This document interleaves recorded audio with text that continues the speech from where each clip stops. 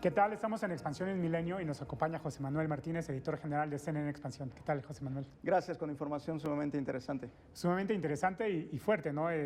Arrancamos con la empresa del día, que es Petróleos Mexicanos. En realidad, de muy pocas empresas se puede hablar ahorita, sobre todo no en los mejores términos, ¿no? Ya que está pasando por bastantes tragos amargos y se habla de una gran reestructuración, inclusive de nuevos nombramientos. Totalmente.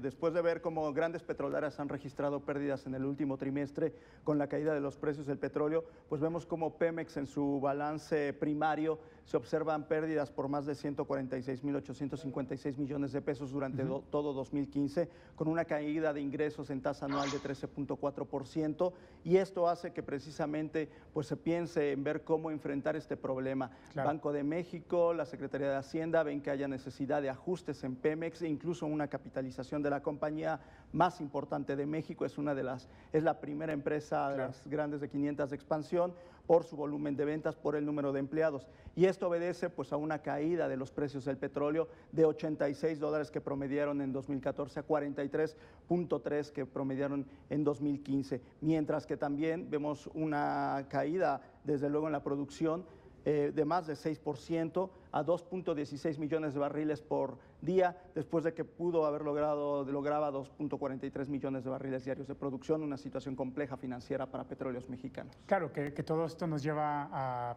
pensar que una de las condiciones para que el gobierno le inyecte nuevo capital, nuevos recursos a Pemex, pues pasa por una reestructuración, reafianzar algunas líneas de negocios.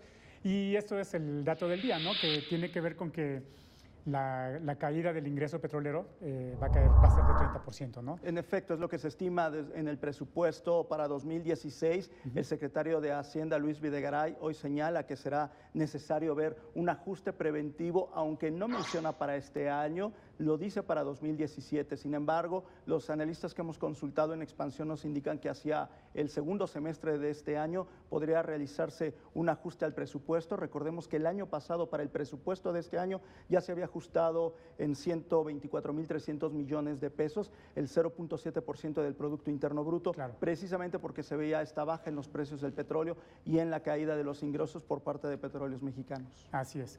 Y bueno, pasando a quizá pasturas un poco más verdes, vemos que hay una nueva dinámica en las empresas de vivienda en México, ¿no? Si bien no son las mismas desarrolladoras que tomaron por asalto la década pasada los mercados, hablamos de Urbi, de Omex y demás, ahora hay una nueva generación de vivienderas que por lo pronto están dando pasos más pequeños, pero más certeros en el mercado. Exactamente. Hace un par de años, Expansión, contemplamos todo el espectro de las vivienderas, de las grandes vivienderas, en donde parecía esta crisis que no se iba a presentar. Las que tú mencionaste finalmente dominaban el mercado. 40% de la vivienda, de la construcción nueva, estaba siendo dominada por estas tres compañías, pero la crisis y un nuevo modelo de desarrollo habitacional en el país hicieron que estas se vinieran abajo. Tenían grandes reservas de territorio fuera de las ciudades y las nuevas regulaciones hacen el crecimiento vertical de las ciudades y sobre todo que se encuentren en los centros urbanos. Así que surge... De esto platican en la Esto platicamos precisamente en la nueva portada de Expansión, donde surge Cadu, Haber, Vinte,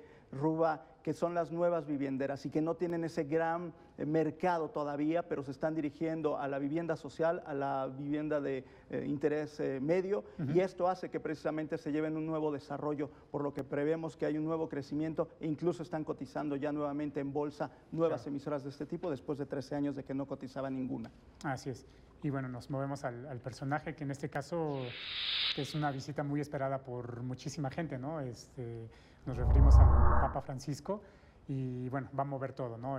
Va a haber mucha gente queriendo ir a donde está, van a haber muchos viajeros que llegan, va a haber mucho turismo religioso, ¿no? Totalmente, y alguien diría, pues, ¿qué tiene que ver con economía? Pero es desde luego el Papa Francisco quien ha intervenido en varios asuntos de trabajo, de medio ambiente, de combate a la corrupción, ha sido un partícipe e impulsor, por ejemplo, del renacimiento de las relaciones entre Estados Unidos y Cuba, y es una parte interesante lo que está tratando. En México no solo viene a dar ese mensaje de paz que tradicionalmente se le achaca al jefe de la Iglesia Católica, sino también a estos mensajes que ha soltado últimamente sobre que los gobernantes, los empresarios tienen que hacer caso de quienes están quejándose de una situación económica de violencia como es México. Y por lo tanto se toma en cuenta por todo este movimiento que genera y este movimiento también social y económico que está pues teniendo la lupa sobre él. Claro, y una agenda de negocios verdes también. Desde luego el medio ambiente. Así es. José Manuel, pues muchísimas gracias por estar en Expansión en Milenio. Al contrario. Hasta la próxima.